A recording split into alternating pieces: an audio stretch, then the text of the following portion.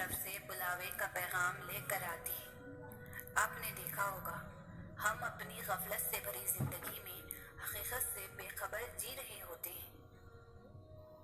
ایک دم سے ایسی ٹھوکر لگتی ہے کہ ہمارے پاس سجدے میں گرنے کے علاوہ کوئی راستہ نہیں بچتا۔ یہ ٹھوکر دراصل وہ الارم ہوتی ہے جو ہمیں جگانے آتی ہے، جو ہمیں اپنی سمت کے متعلق آگاہ کرتی ہے، ہمیں رب کے حضور لا کر پیش کر دیتی ہے۔ ٹھوکر کے بعد مرہم ملتا ہے، سکون ملتا ہے۔ وہ جو رب ہے نا، وہ اپنے بندوں کے لیے ٹھوکر میں بھی خیر بانٹتے ہوئے ہے۔ زندگی کی نشیب و فراز میں کبھی بھی خود کو اکیلے مت سمجھنا۔ وہ اللہ تمہیں ہر ٹھوکر پر تھام لے گا، اور اس کے تھامنے کے بعد تمہیں کسی سہارے کی ضرورت نہیں رہے گی۔ اللہ سے زیادہ کون سمجھتا ہوگا بندے کے دکھوں کو؟ وہ خالق اپنی تخلیق کی ہر ایک نس سے واقف ہے۔ اتنا تو مانتے ہو نا؟ اگر جاننا ہے، جانتا تو پھر اس نے وہ جانتا ہے کہ میرا بندہ کن اذیتوں سے گزرے گا۔ وہ آپ کی شہرت سے بھی واقف ہے۔ ہماری زندگیوں میں ہر طرف سے ہر طرح کی بے شمار پریشانیاں، ٹینشن، ڈپریشن، ہر جگہ لوگ دنیاوی تکالیف سے دوچار ہیں، ذہنی مریض ہیں۔ انہیں اپنی پریشانیوں کا حل کہیں نظر نہیں آتا، لیکن جب اللہ پاک انہیں دن میں 5 وقت بلاتے ہیں تو وہ اندھے بہرے ہو جاتے ہیں۔ انہیں وہ کامیابی، وہ ذہنی سکون نہیں حاصل ہوتا، کیونکہ ان کے اندر اسے حاصل کرنے کی چاہ ہی نہیں ہوتی۔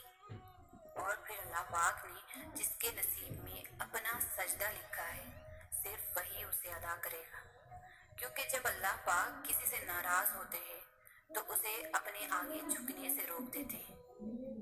ہمارے اوپر دن میں صرف 5 وقت سجود فرض کیے گئے ہیں، اور اگر وہ بھی ہم نہ کر سکیں تو لعنت ہے ہم پر۔ پھر ہمیں دن میں صرف 5 وقت کے سامنے جانا ہے، اس کے آگے جھکنا ہے، اپنی ساری پریشانیاں، اپنے سارے غم اور دکھ اسے بتانے ہیں۔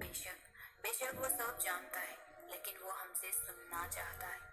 وہ چاہتا ہے ہم ہمیشہ اس کی مدد مانگیں، اور بے شک وہ سنتا ہے، اور صرف وہی تو ہے جو ہماری سنتا ہے، جو ہماری سننے والا ہے۔ ہمیں کبھی نظر انداز نہیں کرتا، ہم سے ناراض بھی نہیں ہوتا، اور اگر ناراض بھی ہوتا تو ہم سے رزق نہیں چھینتا، ہماری ہمیشہ حفاظت کرتا ہے۔ اور بے شک نماز ہی وہ عبادت ہے جو ہمارے دلوں کو سکون میں رکھتی ہے، اور ہماری دنیا و آخرت کی کامیابی کا بھی ذریعہ ہے۔ جب ہم وضو کرنے کے لیے کھڑے ہوتے ہیں تو پہلے ذہن سکون کی طرف سفر کرنا شروع کر دیتا ہے۔ جیسے جیسے وضو کا پانی ہمارے اوپر پڑتا ہے، ویسے ویسے ہم پاکیزگی محسوس کرتے ہیں۔ پھر ہم سکون قلب کو اپنے اندر اترتا ہوا محسوس کرتے ہیں۔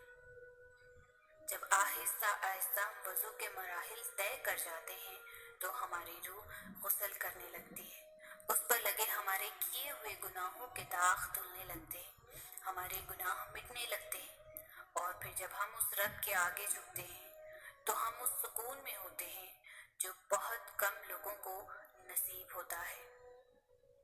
وہ سکون جو انسان پوری دنیا میں ڈھونڈتا ہے، وہ سکون جس کو اللہ پاک پہاڑوں کی اونچائی پر رکھ رہے تھے، لیکن اللہ پاک نے ان کا سکون اس کو انسان کے دل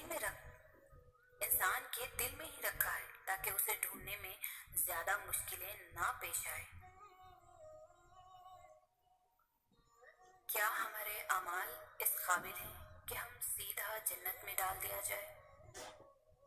کیا ہمارے اعمال اس قابل بھی ہیں کہ ہمیں سیدھا جنت میں ڈال دیا جائے اور ہمیں بالکل بھی آزمایا نہ جائے، ہمارے اوپر کسی قسم کی مشکل نہ آئے، ہمارے برے وقت سے دور رکھا جائے ہمیں؟ بالکل نہیں۔